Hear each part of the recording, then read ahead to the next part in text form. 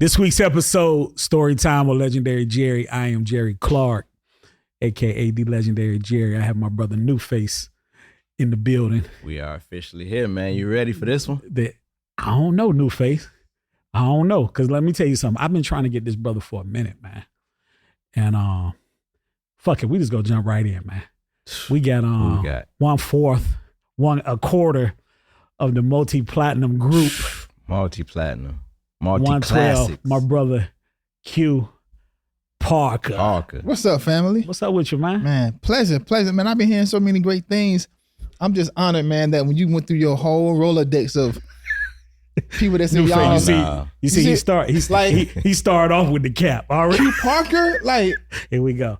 Yo, I'm so honored. You see, it man. wasn't even in alphabetical order, man. We went straight from the A's to Q. I love it. Yeah. No, for real though, man. Man. It's my pleasure to be here. Like I said, we've been talking for a while. We've been seeing each other for a while. We've been knowing each other for a while. Yeah. And I got a lot of respect for you personally and professionally.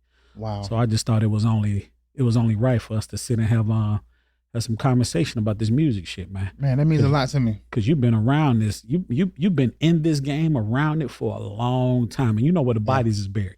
I mean, Newface. He knows Q was there. He knows where the bodies is buried, man. I mean, let's talk about it. Let's talk about it. So early, let me jump right in, man. Okay. Everybody know of course, y'all group, how y'all started with being named after the club and all that. Mm-hmm. What was that first ever meeting like with Puff when y'all met? I know it was probably one here, or was it in New York? The very first one was here in Atlanta. Okay. And our managers at the time, big shout out to K Wells. Shout out K Wells, Courtney Bear, Seals, Big coming Bear. on the show. Yep.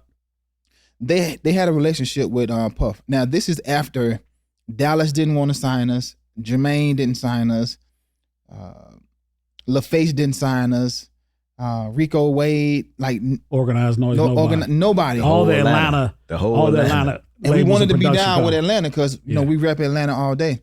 But K was like, yo, my man Puff is coming in town, and I want to set up an impromptu audition for him.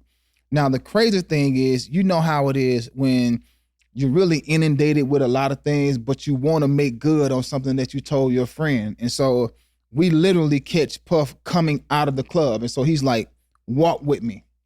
So we are auditioning as he's walking to his vehicle.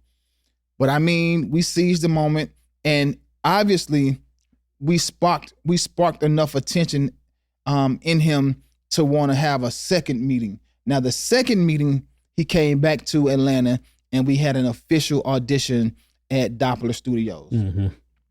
So that was when we really was able to go deep in our bag and just throw at him everything. And then it was a fast forward after that to get the deal done. And shout out to Faith Evans and Usher, because they were instrumental in getting it done. They were at the audition. Faith was there because Faith was writing a lot of the songs. Yeah.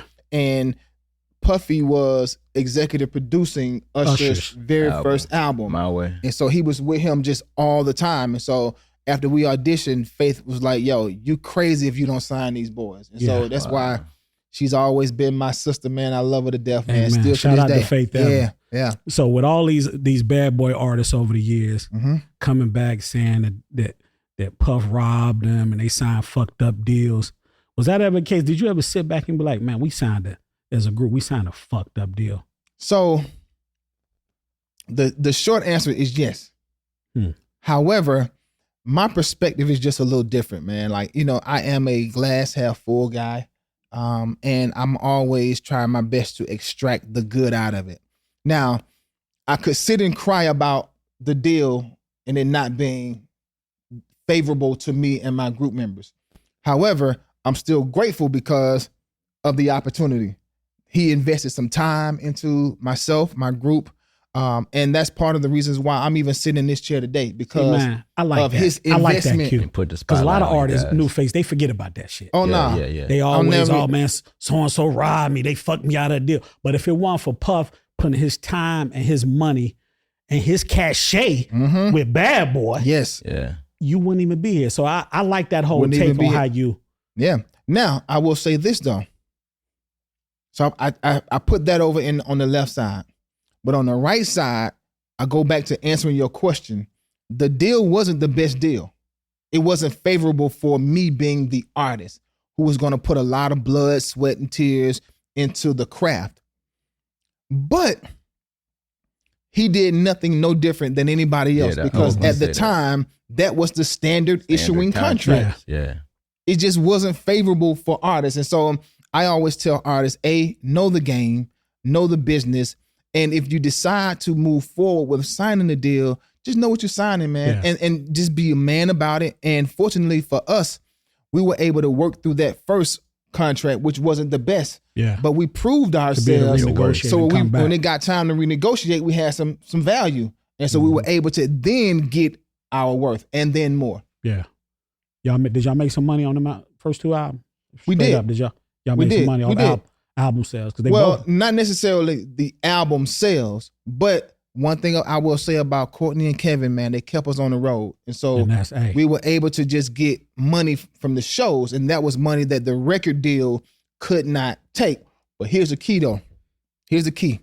What we didn't make from the record sales, we made from royalties because we were songwriters and producers from day one. Not just artists. Not knowing that when we first got into the game, like nobody sat us down and said, hey, write your own stuff, produce your own music. We were just so connected. We were just so connected to what we wanted to sound like. We were just writing and producing our own stuff anyway. So all the hits that you've ever heard of 112, 9 out of 10 times we did them ourselves. And so what we didn't get from our record deal and our contract, we got from our shows, and we got from the fact that we were songwriters, and so we had ownership. And New Face, before you jump in, I know you got a question. I just want to ask this. It's been all over the media the last few months about Puff, Diddy giving back publishing to all his artists. Yeah. Now, Q Parker, 112. Yes, sir. You just said you wrote a lot of stuff on your albums. How did that affect you? How does that with Puff giving back your publishing, what does that do for you? So I want to be clear. He never had all of my publishing. So let me look at the camera right now and say this one. He never had all of my publishing. Yeah. When you are an investor, you have to protect your investment.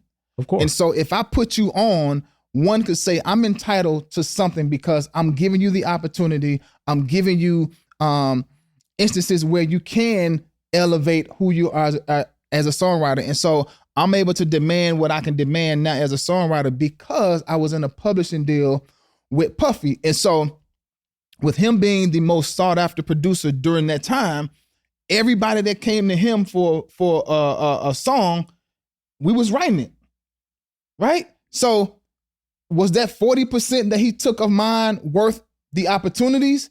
Yeah. I'm going to say, to me as a businessman, I would say, I'm going to say absolutely, because when you come in my house and see all them plaques on my wall, it's because of the opportunities that Puff provided. That he provided. Now, the portion that he had, he just reassigned it back to me.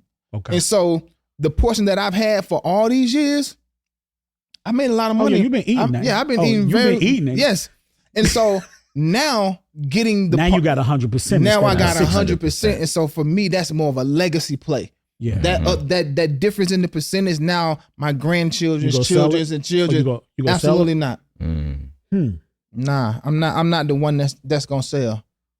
The right offer come, you ain't selling. I'm not selling. I've had many opportunities, but I'm not selling. And then you got, and I take it back to I remember you guys were Forte. Hold on one second. And I'm going to tell you why I'm not selling. I wonder why. I'm going to tell you why I'm not selling. I look at it this way. I've had conversations with my attorneys, with my advisors, and everybody that means something to me who can impart some financial wisdom into me. I've grown accustomed, man, to the 2 times a year when I get my royalty statements. Mm-hmm. I know when it's coming. I can kind of see what the amount's going to be. And so I'm okay with just that lifestyle. I'm not chasing the fame, the money. I'm not doing it anymore. And the best advice that I can give to anybody who is considering selling your catalog is to sit down with a financial advisor. Sit down with somebody who can actually help you allocate what you're going to do with that money. Because I'm telling you, once you sell it and that money is gone, that's it. Out of here.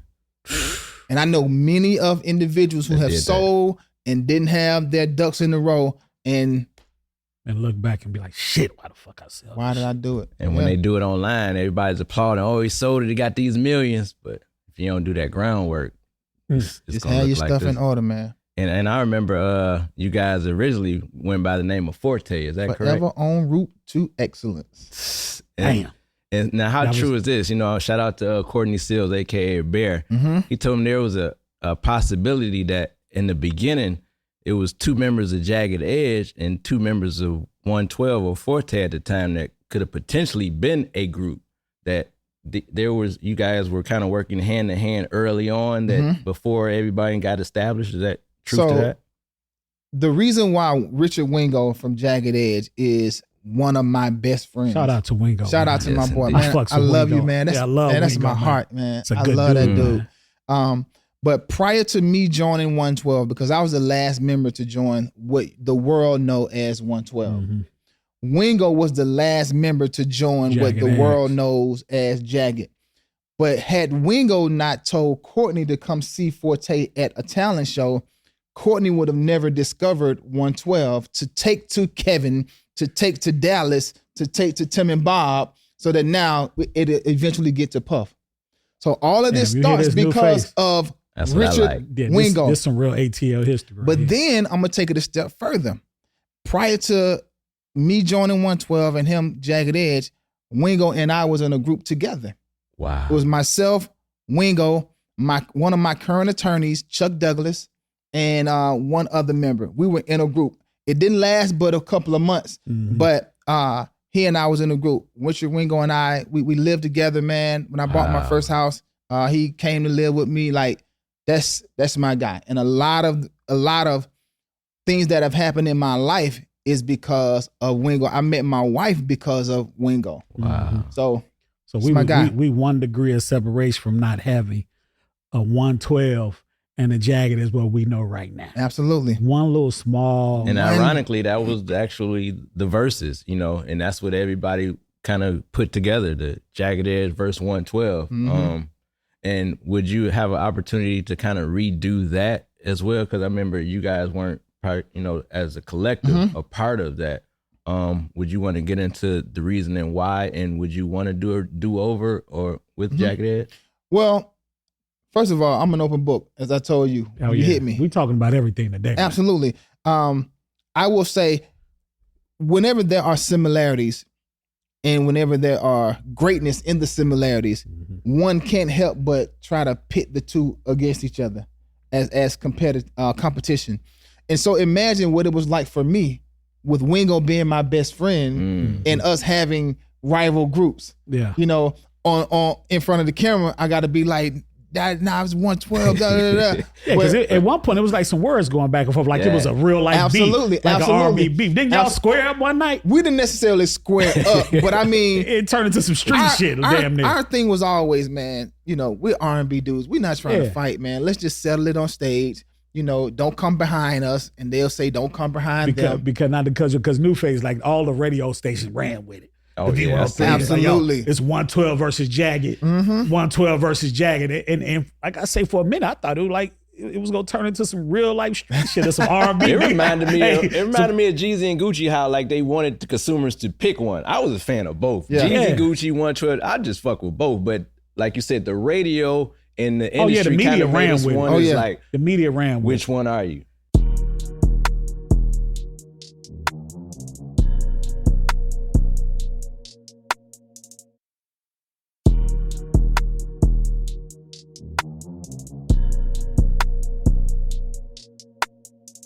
And did that put a strain on you and Wingo's relationship? Absolutely not. Okay. No, absolutely not. I love that. Because the twins from Jagged Edge, they from the east side. They're from the east side, yeah. You and Wingo from the south side.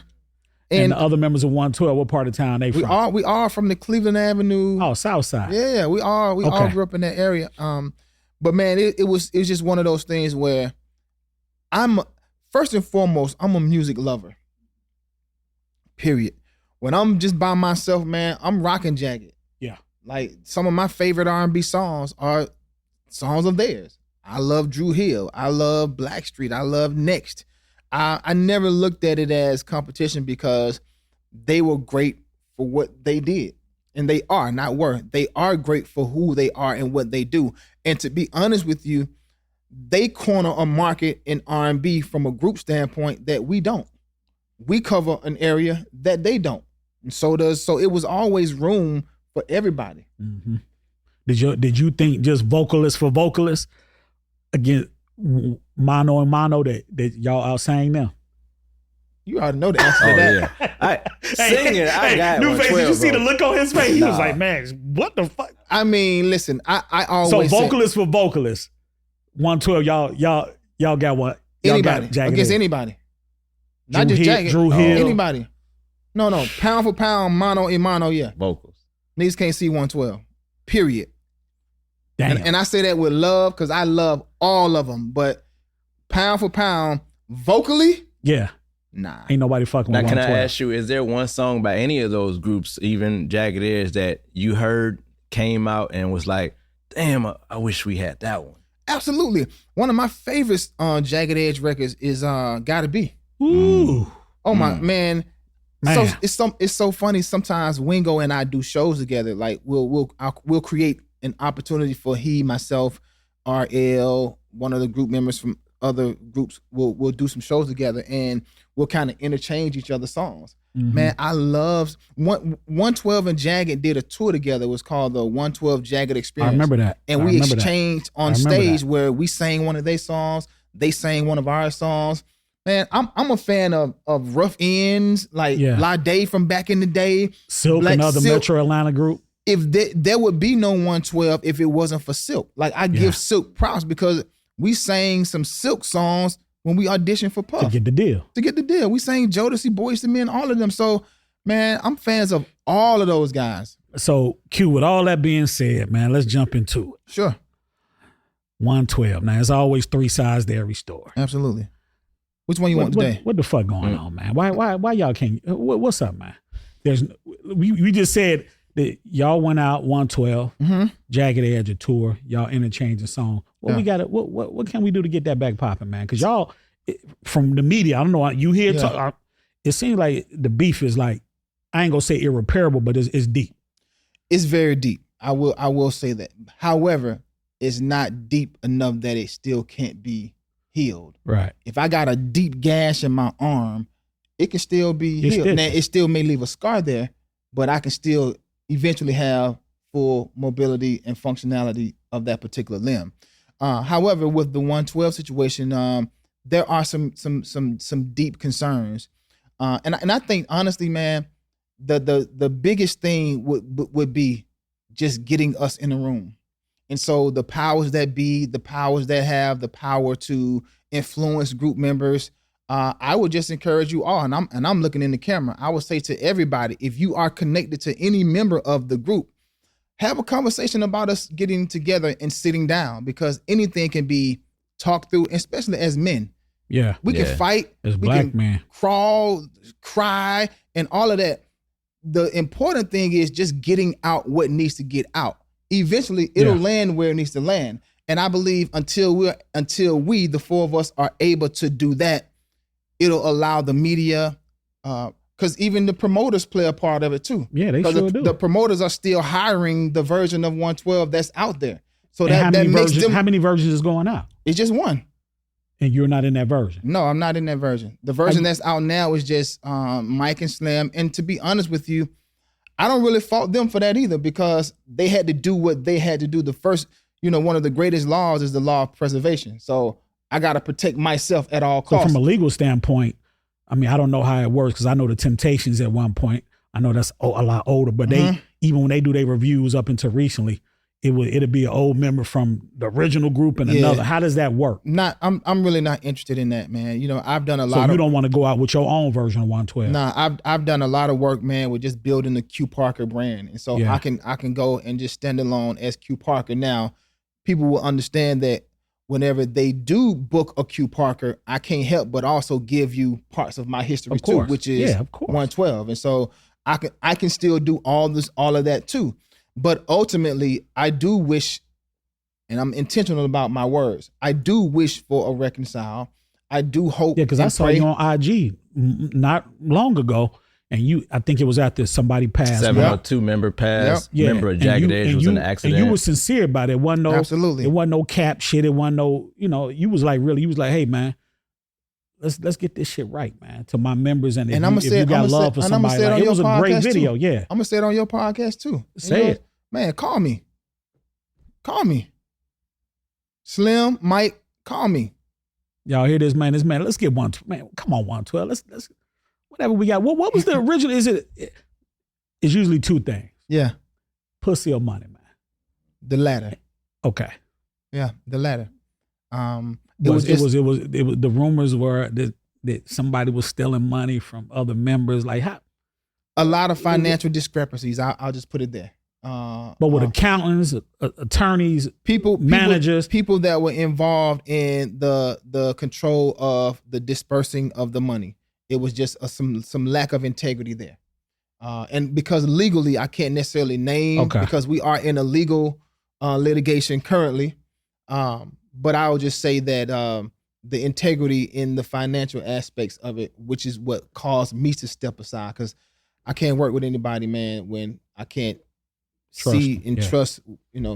We all out here working hard. So you try picking up the phone, calling them dudes like, hey man, nobody else. Let's go sit down. Yeah, I've texted Slim, and Slim don't say nothing. I've texted Mike, nothing. No call back. No. And so again, every opportunity I have, I will say to them, Mike, Slim, the people that's in charge of how they move, promoters out here, man, if y'all really want 112 to reconcile, push the buttons to get those guys to set up a meeting. Listen, we can get this done. So with the verses, was there an option for you to join, or were you guys kind of separated at that point? We were already the separation happened at the conclusion of the 112 Jagged Edge Experience Tour, which was 2018. So it's been 5 years since I and Deron has been. And y'all ain't bumped into each other out and about in Atlanta, nothing. That's weird, because that's crazy. I do a lot of moving around. Yeah. And I've yet to. What that's gonna be like, y'all? You bumped into him, like you said earlier. You are beating. You ain't about to be out here swinging on nobody. You Atlanta small and you I'm too smooth for any of that. Yeah, we too smooth for any of that. But it would definitely be, hey, to be honest. Let me just be honest. First and foremost, they my brothers. Yeah, I got nothing. Y'all literally grew up together, man. Michael Keith, I love you, bruh. Marvin Slim Skandrick, I love you, man.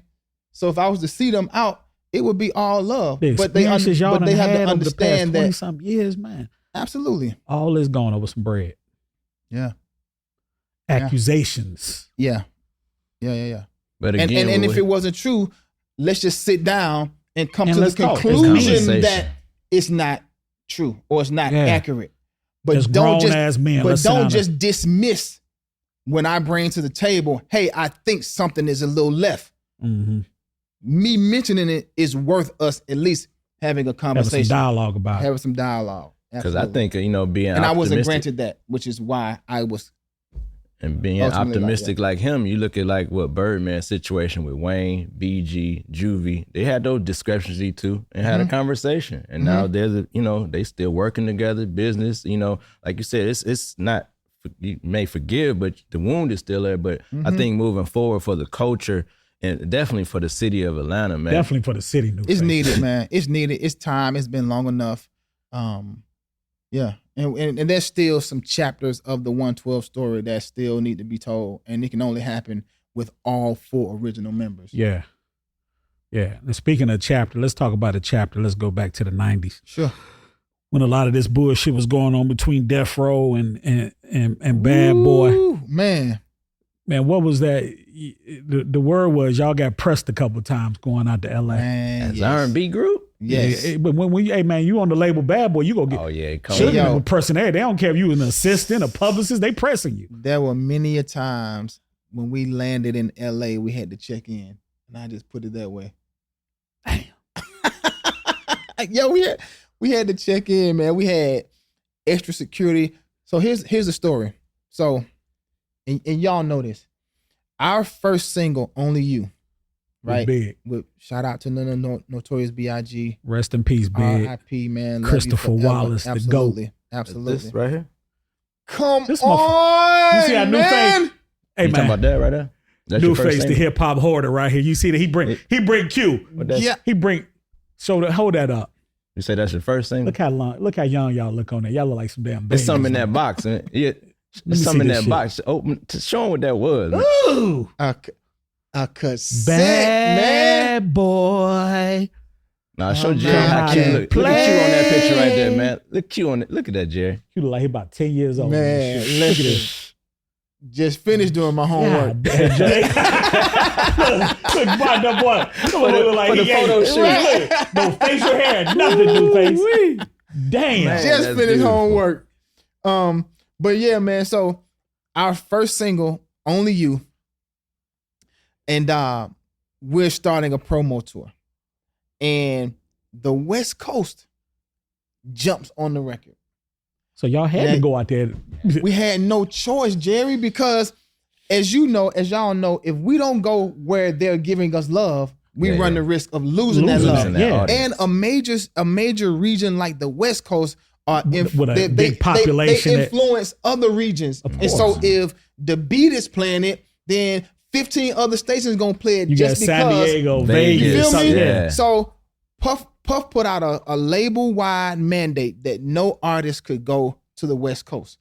And so we in like between a rock and a hard place, because if we don't go and chase our record, that may be that our only motherfucker- shot. Shit, you damn right. That might be our only shot, man. And so we all got together. Kevin, Courtney, KMEL and the Bay, them stations was on y'all. All of them, they was showing us so much love. And so we decided to go and support our record and chase our record. I'm glad that we did. But I can honestly tell you, man, that there was some scary moments of us going out there.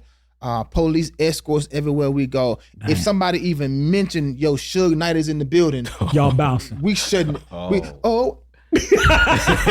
Oh, shit. In Hey, y'all. mid sentence, mid dance move, we Suge. So during them years, it was a lot of pressing. man, I'm sure. it was, and we only 18, 19 years old. Yeah, y'all like, damn, man, we just trying So, to get And we from the trying- South. Like, all it we was, trying to it's do is East West. sing. Yeah, we like, hey man, shit, we just trying to make some money, Man, blow our record up. I remember this one time we were in the mall on the West Coast. I think we were like in Seattle, Washington or somewhere. Yeah. Tacoma. And our thing was we'd land into the market, check into the hotel, go to the mall, buy some whatever, some sneakers or whatever, and try to meet some girls to invite them to the show that night with flyers or whatever. Like that was our normal every time we go in the city. Routine. That was your routine. This time we go to the mall and a couple of girls start following us. That's not normal. abnormal. Yeah, that's normal. So one turns into 3, turns into 10, 30. Next thing you know, we got like 20, 30 girls or something. You like shit. just Here shopping we with go. us, right? Hey, new It's baby, here regular. we go. That's what we do. But then some dudes started Oh shit. Here we That's go. when it. joining the group. Man, it got to the point where it was about 100 people just in our little trail, and they cornered us, man, in the food court. And this is when I realized just how the media, how stuff just spread. You ever seen, man, like anger in the eyes of somebody? Yeah, Like- man. And it's a scary feeling too. Oh my God, Yeah. to see anger in someone's eyes, like there's nothing they won't do if they only get their hands on you. I just remember being pent up in the food court. They had the mall security to barricade us in. Mhm. And I remember 19 and 20-year-olds, as close as I am to you, like, West Side, we'll kill you. And I mean, like, to just see it in their eyes, like The they anger. they Like, these really niggas really wanted ain't to got nothing touch to us. lose. Yeah, they'll really kill us. all because of The affiliation. Some East West label association.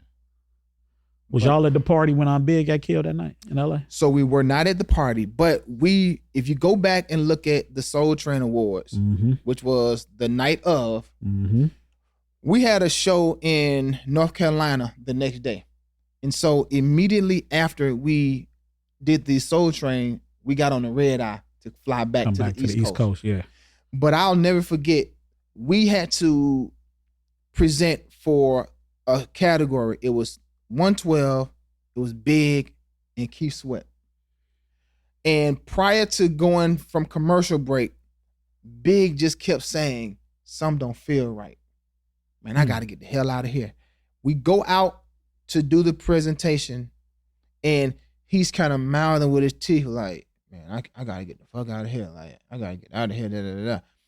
We leave, land in North Carolina. And get the news. Yep. And still have to do the show. Still had to do the show, yeah.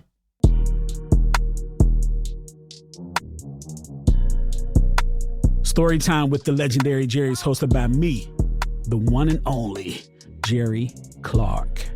Music has been provided by July, the producer. If you haven't already, please make sure you subscribe to Storytime with the legendary Jerry on YouTube and wherever you listen to podcasts. And make sure you follow us on all social media platforms at the Legendary Jerry Podcast. For more podcasts from iHeartMedia, visit the iHeartRadio app, Apple Podcasts, or wherever you listen to your favorite shows.